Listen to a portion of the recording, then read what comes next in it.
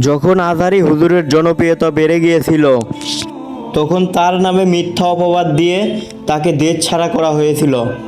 যখন আমির হামজা হুজুর কোরআন থেকে সুস্পষ্ট বার্তা পৌঁছে দিতেছিল তখন তাকে বিতর্কিত করে জেলখানায় ঢুকানো হয়। এখন আবু তোহা আদনান যখন সব থেকে জনপ্রিয়ত বক্তা, এখন তাকেও পরেস্তা করার জন্য এই ভণ্ড তাহেরি সন্নিরা আরেক শ্রেণীর মানুষ আবু তোহা আদনানকে বিরক্ত করার চেষ্টা করতেছে। তো বাংলাদেশের কোটি কোটি মানুষের কাছে আমি আহ্বান করব, ভিডিওটা বেশি বেশি শেয়ার করবেন। আমি স্পষ্টভাবে ঘোষণা দিতে চাই, আজহারী হুজুর আমাদের চোখের মণি, তিনি ছিলেন, তিনি থাকবে।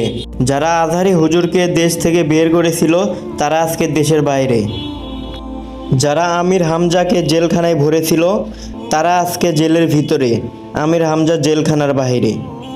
আজকে যারা আবু তোহা আদনানের পিছনে লেগেছে, আবু তোহা আদনান আমাদের চোখের মণি, চার জায়গা আমাদের মুখের ভিতরে এখানে। কিন্তু আবু তোহা আদনানের পিছনে যারা লেগেছে আপনাদেরকে আমাদের পায়ের নিচে পিষ্ট করব। আদনান হুজুরের পিছনে কথা বলবেন না, তার নামে সমালোচনা করবেন না।